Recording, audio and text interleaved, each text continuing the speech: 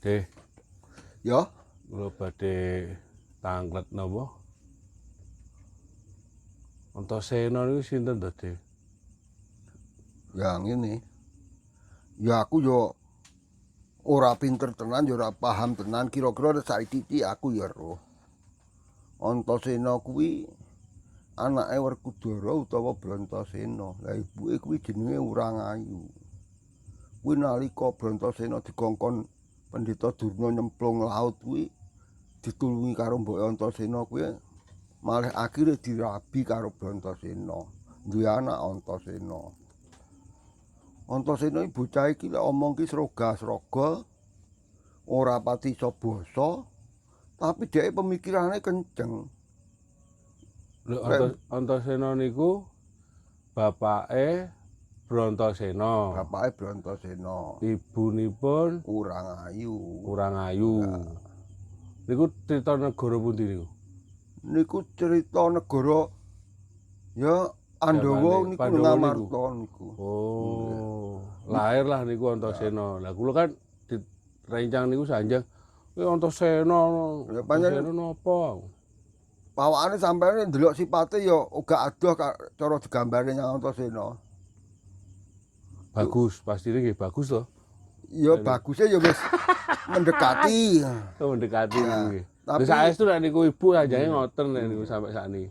Ya cumake nek Brantasena bocahe rada Antasena bocahe rada praktis, pacahe rahug-gawuk ngoten. Oh, namung Ya. benten tipis Lah lah. niku pancen Antasena sipate pancen njolek mbela nusa bangsa tenanan. Jumaneh kok wong liya, bapake dhewe lek kleru diwani, cek ya wani merangi.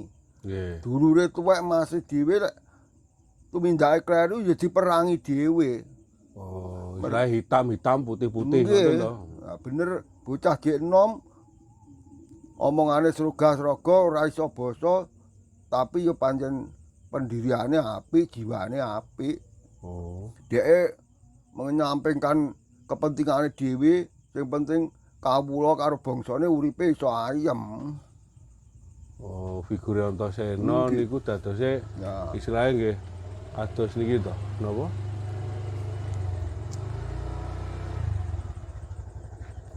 Jiwa pemimpine sae ngoten to Mas. Dhek malah mboten kepengin duwe dadi pemimpin. Oh, mboten ketinggalan mboten. Oh, nggih. Lek nggih, iso nggih. malah ngowahi pemasukan yang pemimpin iki lho keluh kesahe masyarakat sing kudu mbok laksanakne. Oh, nggih, nggih, nggih. Oh, alah, maksudnya niku to. Kula nggih bingung. Lah semerep kula niku Antasena niku buta. Oh, Antasena satriya, anake Werkudara. Kula kan rada sensitif to, Dik. Menawi disanjangi ireng ngoten kan kula nggih. Wong kula kan ireng putih dop deh kula niku. Lha pokoke Pandhawa sak anake iki ya bener ireng tapi kulite. Oh, ngoten. Tapi jerone putih padha karo manggis. Wah. Kados manggis. Lha lek Kurawa kuwi kadang kulite putih tapi jerone ireng. Lah kuwi cara dipangan ya pahit. Nggih.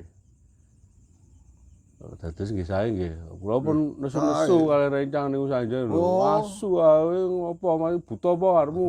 Ora tau ndelok wayang paling niku. nggih. Ora ngerti ceritane wayang. Kula lahir teng Australia Dik.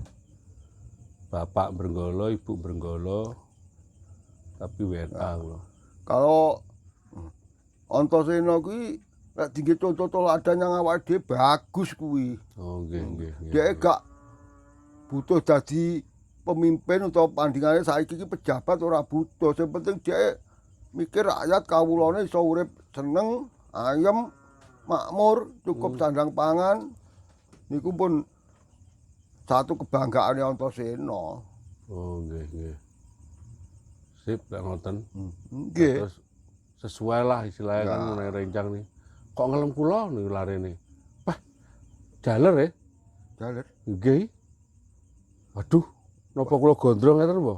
Tapi lek gondrong rumah saku yo mundak elek ora mundak bagus. Lagi, lah sing ngelamar senior iku jaler ya, lek setrian pripun meneh to? Lah jaler ya. Wah. Niki tanda Antasena tanya. kena dingge contoh lek diterapne ning urip saiki weh ampuh niku Antasena. Nggih. Oh, kados demo kalau niki kula demo Nah, nggih. niku figure Antasena kudu enek nek kono kuwi. Nggih, leres. Dia gelem demo tapi uga Nggih. butuh manfaate kok demo, tapi Nggih. butuhe manfaate di kangge rakyate, Kang. Nggih. Nggih, Dik. Pun benjing kula demo melih nggih. Nggih. Nggih. Napa sakniki mawon kula demo? Ya demo esek lah.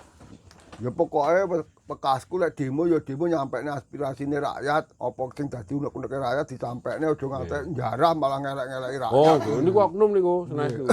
Kula mboten jarak. Kula ingkang nampi jarahan. Kula masa dadi wong tuwa lek ana bisa nom demo aku seneng. Sakne muga-muga berhasil. Amin. Di warungnya ya ini tutup jadi minggat nanti Dion. Pelarisan apa paling ngene iki wong iki paling ya duwe wis akeh dadi ya mene di sore ini ya wis ditutup paling ngitung badi paling ya mene Pak Non Ya kudune badhe oke ya pangah buka to lek pembeli jene. Kok gak ngelingi kawitane lek mbabat iki. nah ya lembabat dadi wong iki peteng wis buka Lha iki warung ya amene tutup nyandi ki wonge. Ya iya to iki meng bar tak rasani karo entuk kuwi lho. Ora mikir mbabate cethike dhisik iki direwangi sitok loro ditelateni mbok saiki pembeli akeh kok malah ditinggali ngalih. paling ngitung badi paling Paling badine kakean wis. Ya, jamin. Dadi wis gak patek nganu duit. gak pada butuh duit Masa yo enek bisnis liya kira-kira. Ya iso ae wong jenenge warung. nek tambahan yo ora ngerti Pak Nol ya mene iki awan kan ya wis nyawang wong lanang-lanang sirang genah-genah ngene kan nyawang awake dhewe dina warunge berarti Pak Nol Cara istilahnya sore ini cuci mata ngono piye? ya mesti dari Ganti pemandangan ngono. Yo iya. warunge iki jiwa muda padane awake dhewe Marah yo kuwi lho Di.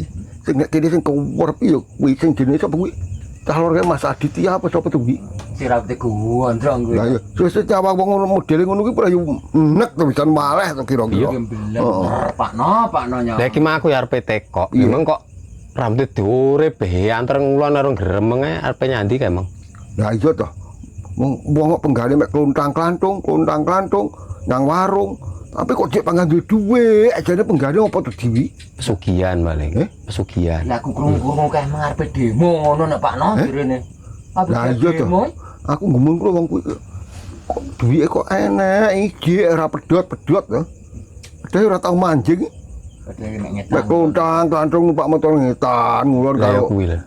Kelebihane kuwi lah. Yo lek kelebihane ora apa-apa, tapi timbul tanda tanya lho nek masyarakat wong kae lho jane penggane apa to gak tuh malah nyambut gawe turut warung ae. Ya demo kuwi mang. Mosok demo enek asile. Ya kedoke demo, mari ngono terus nyapo kan ya gak ero. Wah, ya iso uga di. Saiki modele berita-berita iki demo gak demo tok. Lah iya. Ngarah yang penjaraan barang. Lah, dek penadae Pak No iku ya iso uga. Dari asli penjara ku lho ya iso uga wi.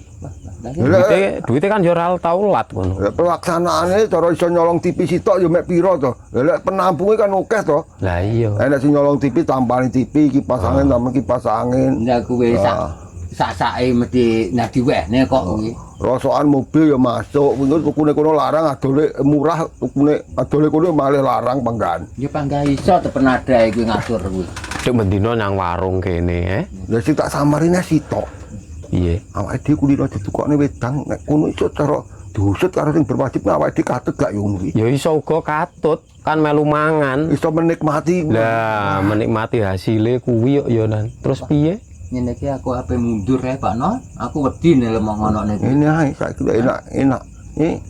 Ketok wong klimpeng-klimpeng nang marung awake dhewe ndang malih sing ayu ngalih Ora usah nalih adoh. Awake dhewe mlebu nang bayar dhewe ngono ae. Heeh. Cara ape dibayari wis bayar ngono penak. Ya di duit Mas Adi to, Dong. Mau tampani lho, aku tak bayar dhewe ae. Oh. Tapi ora usah diomongne lek duwite kok ngono-ngono kuwi. Aku sesuk wedi. Heeh. Wong duwe haram Pak No ku yo genah to lek. penjaraan Lek penampung hasil jarah ya mesti haram to. haram to ya ora oleh nyambut gawe Lah kuwi lah. gak duit ngono kuwi Sakjane cah nom-nom iki tak gadang-gadang tak kon wani demo tapi ya demo nyampekne aspirasine kawula cilik. Tapi lek terus disalahgunakne jarah barang aku ya malih gak patek condong. Lah iya ngawur no malian. Bah, Lek Maling demo ngedeni. paling setuju aku. Ngono ya apa ya nek provokator ya Pak Najo. Ya pagane to wong kowe gak sakjane iki kaya Kurawa kae ora enek sengkuni no kira-kira ya dadi apik. Sarene provokator sengkuni kae ya malih ora karuan kuwi.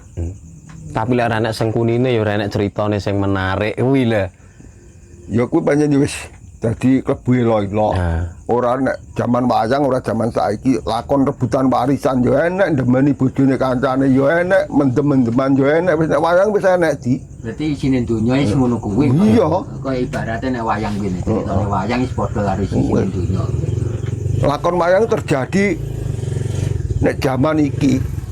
Lah asline ceritane wayang ngono kuwi kondi to ngono kuwi. Ya karek sing mesti ya kok India to kuwi cerita wayang kuncine kan mek loro to kamus iki. Oh, Ramayana karo Mahabharata. oh, kitab Ramayana Oh, kuwi. karo Mahabharata. Oh, kuwi kok India. Mahabharata ya mek kisah Darah Barata. Darah Barata ya Kurawa karo Pandhawa. Ramayana ya Rahwana karo Rama kuwi. Oh ceritane kok India Pak kuwi. Zaman Wayang ibane. lakon Ramayana, ndak kuwi Dasamaka nyolong bojone Rama akhire dadi perang gedhe. Hancure Ngalengka ya mergo wae Rahwana nyolong bojone Rama Dewi Sinta kuwi. Oh, kuwi. Lah kuwi kok iso mlebu nyang tanah Jawa piye ceritane Pak iki? Sing mlebu nyang tanah Jawa mek ceritane tok tapi kejadiane gak nek Jawa kuwi. Oh, alah. Walah. Tak kira lek nganu kaya penjajah kuwi dadi wong kono iso mlebu nyang Jawa kuwi njajah nek Jawa ngono apa piye kaya wong demo-demo ngono kuwi. Dadi lakon wong seneng bojone wong iki masuk wayang dhisik ya enek. Ratu gedhe Wis digambarne cara wis nganu. enek. Gambarane wis enek. Ratu gedhe kaya Durudana bojone ya panggah seneng karo Arjuna. Lah ngono kuwi. Mari Arjuna ya Ganteng. ya gagah. Lah malah enek sing ngeresneh iki. Enek bojone ratu seneng karo IP-ne ngono kuwi ya enek. Kuwi sing IP-ne sing kurang ajar apa ya Ratune. Ratune kira. Ya malah ratune elek ya wong wedok lek normal ya milih sing ganteng to apa enggak. Oh, ngono. Berarti enggak patah ganteng ya keberuntungan ngono tok. Wong seneng IP-ne iki ya enek, critane kuwi Buma Narakasura karo Samba. Lah bojone Buma Narakasura kuwi seneng karo IP-ne. Samba kuwi mang Samba kuwi adike Buma, padha-padha anake Ndarawati utawa Kresna. Sakjane Buma dhewe wis nglenggana dadi wong tuwek ya panggah ora apa-apa bojone pancen seneng karo adike, tapi ya enek jajilanate kuwi. Akhirnya kejadian Buma nesu. Ya gara-gara nganune kuwi di mbak bojo ngono. Lah kuwi ngantek senengi kuwi. Samba kuwi dipateni tur saiki cara nganu mayitene dijuwing-juwing. Cara saiki ya dimutilasi ngono kuwi. Oh, mulane enek Saking pegele. kejadian Nah, ngono mutilasi kuwi. sak dhisik-dhisik ya wis enek. Oh, kan saiki iki kae ya. Berarti kan biyen iki wis enek ke zamane nenek moyang berarti. Wah. Kuwi engko lek lakon kuwi jenenge lakon Samba Juwing utawa Samba Rajang sing maksude Samba kuwi dipateni ngantek awake dijing-jing dijuwing-juwing kuwi. Walah. Cara saiki ya dimutilasi. Cara wong Jawa ini dicel-cel iku lho. Mutilasi ora saiki tok jaman wayang wis enek. Kok sampai apa cerita wayang ngono kuwi dhisik ndelok apa sekolah apa ndelok ket cilik. Wong iki sembarang lek dasare duwe seneng yang rono mesti dhek pengen roh hae. Oh, pengen memahami, pengen ngerti. Umpamane kowe seneng open-open wedhus, wah kowe mesti berusaha. Ampre wedhus kuwi iso apik, iso lemu, iso manak piye kuwi mesti panggah dadi angen-angenmu. Oh. Tak kira mbok sampean kae nyedam wayang apa piye Ora, iya. Lah Mas yo kowe seneng wayang ku lho. Lah iya. nandur-nandur. Kuwi ya mesti awakmu iso mikir, yo mesti mikir. Ampre tandur aku apik piye? Iso panen akeh piye. Lah sing gak pati senenge mek gelem-geleman tok mek melok-melok akhire setengah maine sawah ya kadol neh ngono kuwi. Oh. Pancen yo ora duwe rasa seneng yang rono. Gak duwe rasa seneng tani. Ya, Gak duwe niat tenanan cara anune. sembarang to wis kowe tanda gawe apa ae lek mbok dasari karo Seneng. seneng tur mesti kowe tekun nandangi mergo seneng. Mesti elek titik kowe yo mesti emoh kudu njaluk sing apik mergo kowe seneng kok. Lah tak baleni neh yo kuwi mang. Lah ngono kuwi. Cara gak seneng ngono berarti ya kuwi mang ya, rusak kuwi mang ya. Ya gak pomo gak seneng ya gelem nandangi ya syukur ae. Urip karepmu, mati Urip karepmu. mati karepmu. Saja asile ra akeh tak dol sak sawahe pisan ae ngono. Oh, yo. Kena nggih pengalaman Ya ya. yo yo no. Pokoke wis to sembarang penggane mbok tekuni kowe seneng mesti membawa hikmah. Hasilnya mesti memuaskan. Lah demo ngene iki cara iso weneng piye Pak No iki? Yo lek demo seneng lek iso berhasil ya apik. Tambah rapi Tapi ya. demo lho, tidak Demo, makul. sing aku tak tekoni demo, gak penjaraan ngono. Demo demokrasi berasal dari kata demokrasi. Artinya menyampe nih unek-uneke kawula cilik sing ora nyocoki yang uripe sak mendinane sampai yang pemimpin ben enek perubahan. Lah cah saiki cah nom-nom iki budal demo ya padha mendem akhirnya ya nyauti. Oh kas TV, pager diutak digunakan bako rosok.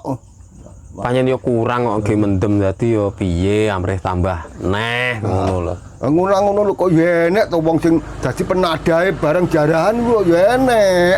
Lah kowe nggih kesempatan kok Pak No kowe. Masalahe cara golek nganu barang kan yo angel. Angel. Kan oleh murah cara nganu. Oh, sak payu-payune, Pak. Payu-payune. Ngono kuwi nek jaman wayang nu ya enak ya penadah. Ngono kuwi ya enak berarti. Yo panggah enek di wong kuwi wis saurunge menungso ngenyangi wis digambare nek wayang kok. Oh, alah. Berarti garek nyonto ngono tok. Ya ora nyonto paling kedadian dengan sendirinya ora nyonto. Yo. Ya iki Pak No kaya